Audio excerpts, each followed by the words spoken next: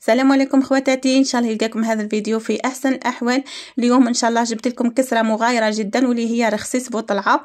رخصيص بوطلعه هذا مشهورين به ناس عندنا بزاف وما جاوراها يديروها بزاف. هي كسره تقليديه جزائريه كما نقولوا حنا، وصفه تقليديه جدا ومشهورين بها العنانبه اكثر شيء. يعني تجي واحد الكسره واش نقول لكم مزيج بين الكسره والمطلوع وخبز الدار، شغل مزيج هكا. جات ما تقولي خبز الدار على خاطر فيها نفس المكونات.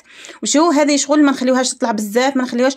دوك تشوفوا معنا كيفاش تجي الكسره هذه، يعني مغايره شويه وماهمش بزاف اللي يعرفوها. وش هو بنينه بنينه بنينه، ما تصوروش قدوه بنينه. كالعاده حباباتي قبل ما نبداو نقول لكم ما تنساوش ديروا لي لايك وتفضلوا تشوفوا المقادير وطريقه التحضير. بسم الله والصلاه والسلام على رسول الله عليه افضل الصلاه وازكى التسليم. عندي هنا كيلو تاع سميد ما يعادل 6 كؤوس نتاع سميد. دائما ندير لكم نفس يعني المقادير، دائما ندير لكم كيلو تاع سميد باش يعود على بالكم. مثلا اذا نصف الكميه راه يرطل، اذا هكا دائما انا ندير كيلو. عندنا راح نبسوها بنص كاس برك نتاع الزيت، ومن بعد دوك تشوفوا الاضافه تاع الزيت من بعد كاينه في الاخير شويه زيت. وتحبوا تبدلوها بالمارغرين فلكم الاختيار. يعني انا شفتها يديروها بالمارغرين ويديروها بالزيت، وكاين اللي ما يزيدولهاش خلاص في الاخير يديروا الكميه تاع الزيت دركا. وبصح اللي يديروا لها يعني في الاخير احسن، يعني كي تزيدوا لها في الاخير تجي هكا شغل مورقه، تجي واحد البنه ما نحكي لكمش. يعني هذه الكسره بنينه بزاف وفيها بنه جديده اللي عمري ما جربتها، راح تجيها البنه مختلفه. صح. عندنا هنايا بسسناها مليح بنص كاس تاع الزيت. درت ملعقه كبيره تاع السكر، نصف ملعقه تاع الملح ولا ملعقه ممسوحه، وملعقه كبيره ثاني تاع الخميره. قلت لكم هذه شغل مبسه وتجي فيها الخميره بزاف، تجي مبسه وطالعه في نفس الوقت. يعني قلت لكم راهي مزيج. وديروا هكا الجلجلانيه والسانوج وشي هو تكثروا الجلجلانيه اكثر من السانوج. وديروا على راس الملعقه برك بيكربونات صودا، يعني بيكربونات. انا ما كانتش متوفره عندي، راني درت خميره كيميائيه.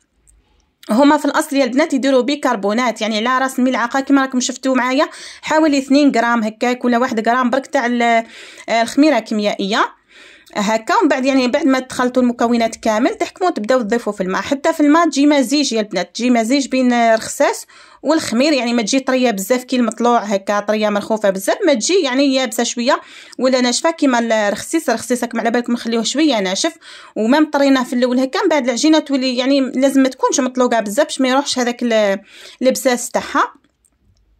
وتحكموا تعجنوها هنا، يعني مع الاول تلموها برك ما تعجنوهاش بزاف. راح ديروا الكميه الكافيه تاع الماء قيس ما تجيكم شوي طريه.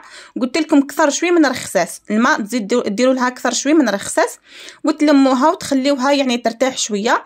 راح ترتاح شغل قاعده تطلع، يعني ترتاح حوالي هكاك 20 دقيقه، من ربع ساعه حتى 20 دقيقه وهي ترتاح.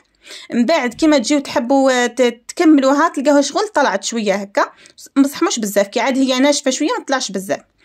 لهنا الماء يا البنات قعد لي نص كاس من 3 كؤوس، يعني درت 2 كيسان ونص نتاع الماء في كيلو تاع سميد. وكل سميد كيفاش، كاين سميد اللي يشرب وكاين اللي ما يشربش. انا هذا اليوم استعملت بالبركه تاع الشكاير، البركه نتاع الشكاره تاع 10 كيلو، ماهوش البركه تاع الكيلو، خاطر كل واحد زي يعني تاع الكيلو زي وتاع الشكاير راهو زي. هنا البنات بعد ما ارتحت حوالي 15 الى 20 دقيقه وشفتوها كيفاه ولات هكاك، نحكم نعجنها. عجنتها حوالي 3 دقائق حتى تليسات. شوفوا كيفاه ولات.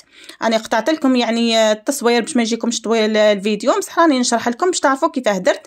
انا حكمت عجنتها حتى يعني طرات حوالي 3 دقائق برك، يعني راح ماشي تطرات ترطاب. شو كيفاه ولات رطبه. وجبت ربع كاس تاع زيت، يعني المجموع نتاع الزيت كامل راهو كاس غربه. لهنا اذا عندكم مارغرين من احسن ديروا مارغرين. تجيكم واحد البنه يا البنات مجربتها انا بالمارغرين وشي هو اللي ما كانش عندي المارغرين. انا حسبت يعني عندي شويه في الباطا حتى مغرف هكا، مغرف بزايد، يعني مغرف كبيره ماشي معمره بزاف بزايد طول. حسبت عندي طليت عليها لقيت روحي استعملتها يعني في حوايج اخرى. لا غالبو اللي درت الزيت. وشفت اخرين ثاني في وصفات اخرى يعني اللي داروا الوصفات الاصليه العنانبه. يعني شفت بزاف وصفات باش نهز انا الوصفه، شفت بزاف وصفات.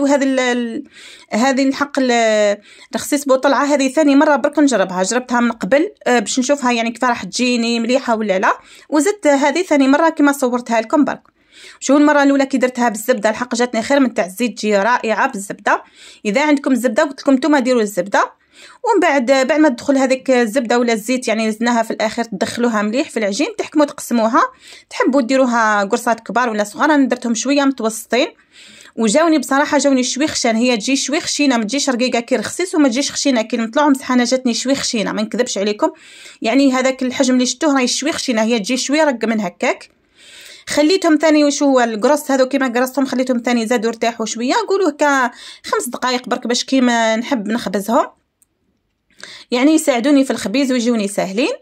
ونبدا نخبز بالوحده ونطيب. دوكا في الطياب راكم طيبوها عادي كما نطيبوا الكسره الخسيس ولا المطلوع، يعني الجزائريين كامل راهم على بالهم كيفاه نطيبوا الكسور، يعني في الطاجين بلا فرن.